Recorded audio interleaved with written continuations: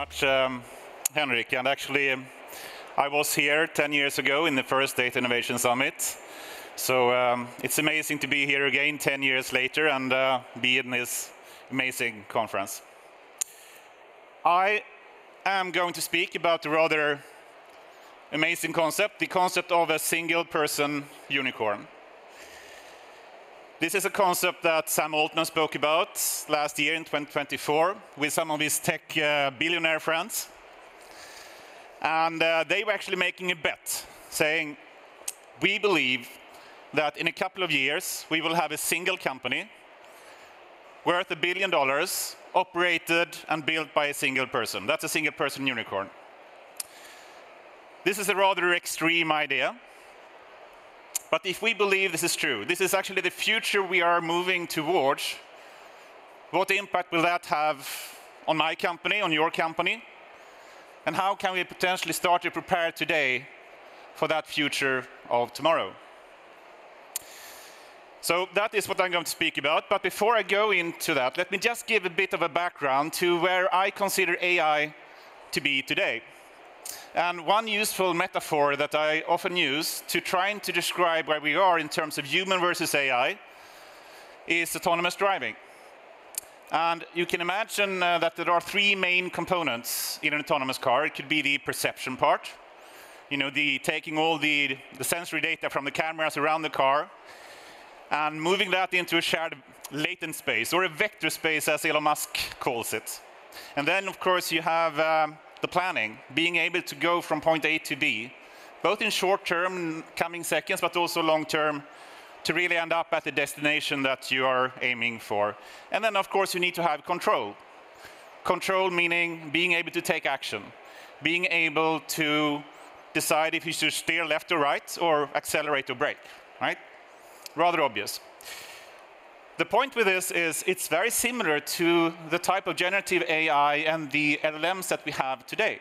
So consider the perception part. That's actually very similar to the knowledge management that we have in today's LLMs. And that's actually working surprisingly well, especially for textual content. So actually an LLM today can take 10 books, put it in the context window, read it in a few seconds, and basically recall any part of that content. Right? Which human can ever do that, right? Then, if we take reasoning, I would argue that AI haven't really gotten that far yet, but it is, improving a lot. And we have all the O1, O3, O4 models, R1s, and the Geminis and Claude, all working to improve their reasoning capabilities. So it is improving. And then, of course, we have the control part, which is very connected to what Henrik has spoken about, and so many others speaking about, the agentic part. Being able to actually choose what action to take in both the digital world, but perhaps also the physical world going forward. But still, I would argue that AI is far behind humans when it comes to agentic abilities. And if we look at this image, I'm not sure if you've seen it before, but this is the 5 AGI levels as defined by OpenAI. And these kind of three components match more or less perfectly to the first 3 levels here. So level 1 is the conversational part, meaning the knowledge management, meaning the perception that we just spoke about, right? And what you see to the right, I'm trying to measure basically where we are in terms of AI compared to some kind of human baseline. And I would argue then that the conversational capabilities of AI actually surpass humans already today, at least for textual content and language-related tasks. But then when it comes to reasoning, as I said, we're still rather far behind from humans, but it is improving. And I think we will see a lot of that in coming 3 years, that potentially we will even surpass human abilities when it comes to reasoning in coming years. And finally, if we go to level 3, that's called autonomous, and it's connected to the agentic abilities and the ability to take control and choose actions.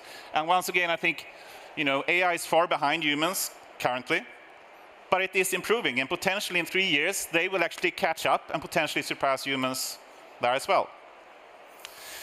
Now, when it comes to the top 2 layers here, I think it will take many years before AI will even catch up to humans.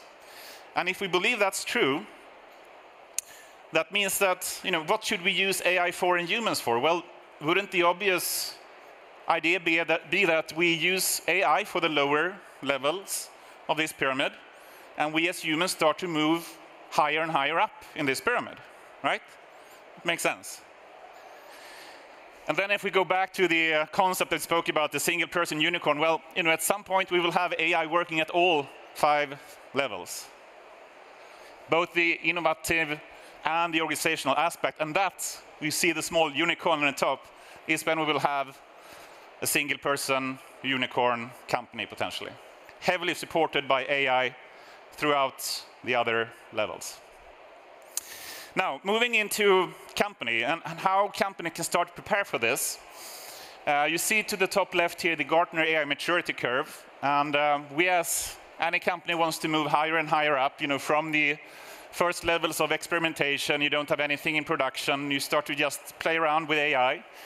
And then moving to level 2 and beyond, where you start to actually put AI systems into production and get some real value, business value from the AI systems.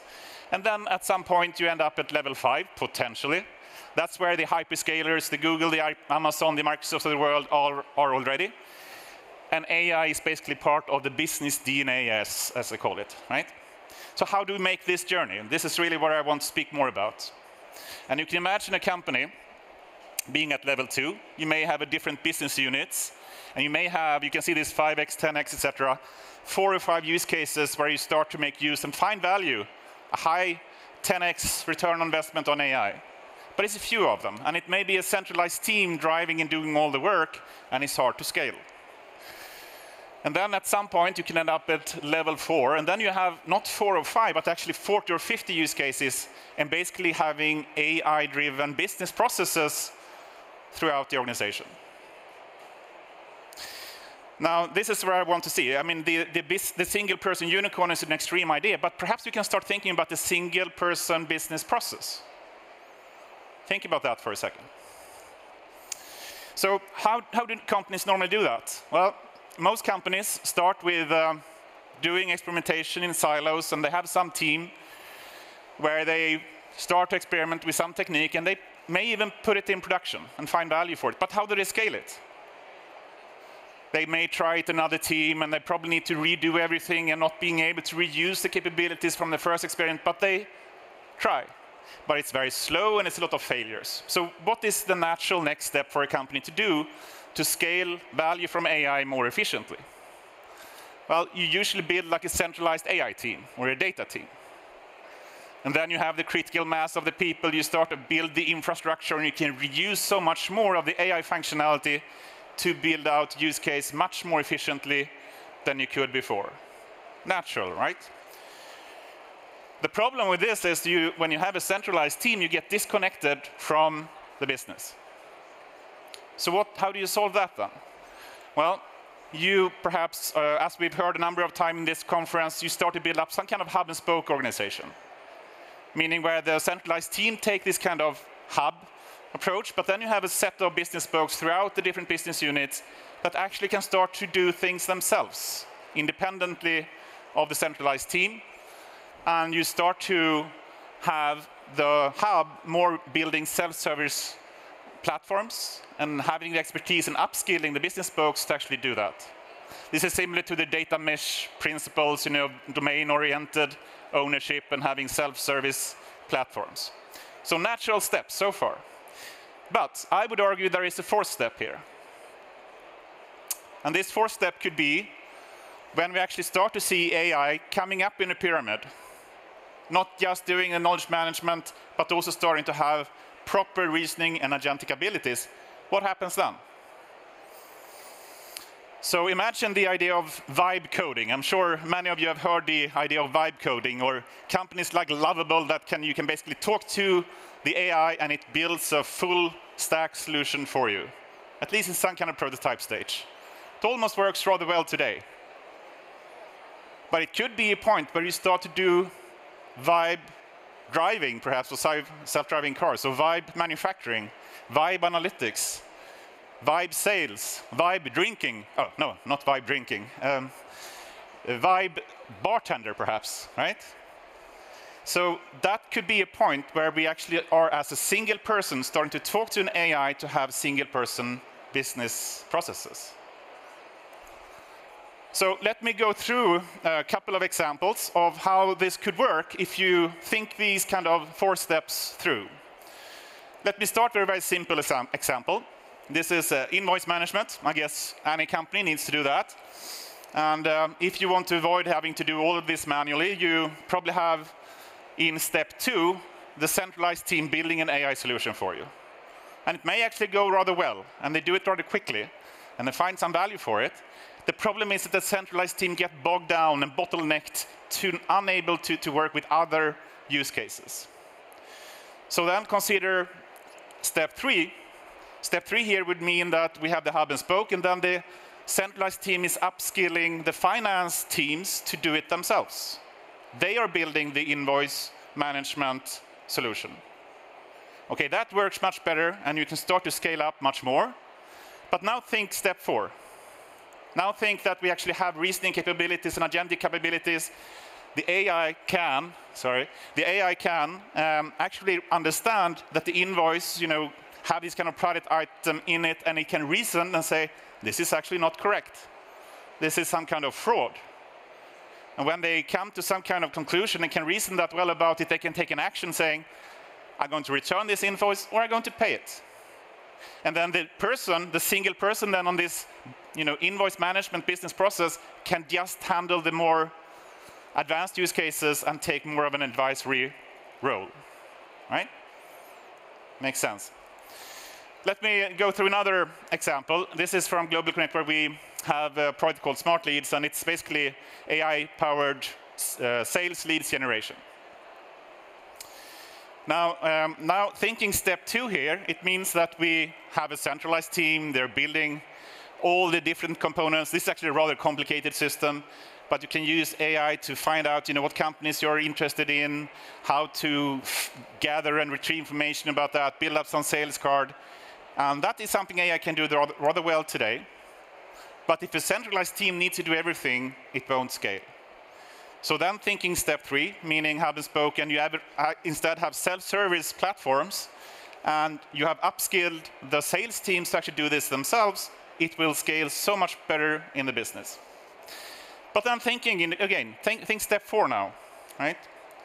So what would step 4 be here? Well, then you have the reasoning capabilities, and you have the agentic abilities, and you can have potentially a single person that simply talks to an AI saying, I want now to have sales lead for this type of company because I'm interested in that, but not that. And that was a bad example. And you simply have this kind of interactive discussion with AI to produce sales leads, and who knows, even perhaps talk to the customer. It will be a completely different situation and potentially really beautiful future.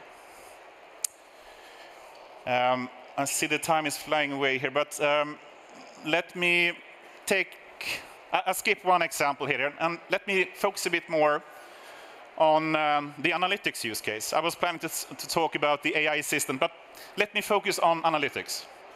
Business intelligence, something that I think all of you need to have and want to be able to drive like data-driven decisions in your business. Well, think step 2 once again. Step 2 would mean you build up a centralized analytics team, right? They get requests from the business saying, I want to have this kind of report and build up these kind of integrations and blah, blah, blah, and they can probably do it. But they get quickly bottled down and bottlenecked, so they can't do everything that all the different business units that you have wants to do, right? So step 3 then, the natural step, is to think hub and spoke here and think, okay, can the centralized team instead build a self-service analytics platform that enables all the different business units to do their own analytics? And yes, that works rather well, and that would scale so much faster, and the business becomes much happier, and we find so much more value from AI and from our analytics efforts. Okay, but now imagine step 4 here. So step 4 meaning we have the reasoning capabilities, we have the agentic abilities, and we can start to talk to the AI to do business analytics or business insights. this is actually something that works rather well, and I think we have Snowflake coming up soon, and they have something called a Cortex Analyst that actually have a part of this more or less working, at least in some kind of prototype stage. But it means you can simply talk to the AI and say, I want to have data about these products and in these countries and over this time period, and please explain to me why the sales has gone down. And that is what you talk to the AI about, and it starts to fetch all the data from the data platform you have, all the DBT models that you have, start to write the SQL queries, fetch the data from Snowflake, build the reports, build the visualizations, and even come to a conclusion saying, I know it's because this type of segment didn't like it, this competitor did that, and you have an AI that now can reason and help you with finding business insights in a way that's never been possible before. It's rather amazing, right? Okay, let me end with that, and let me also just recap a bit here. We were speaking a bit about the single-person unicorn. That's a bit extreme, but we can start to think about single-person business processes. And we had these kind of 4 steps of value creation, going from step 1, experimentation, step 2, where we are starting to have a centralized team, then hub and spoke, but then the step 4, where we really can start to think about single-person business processes.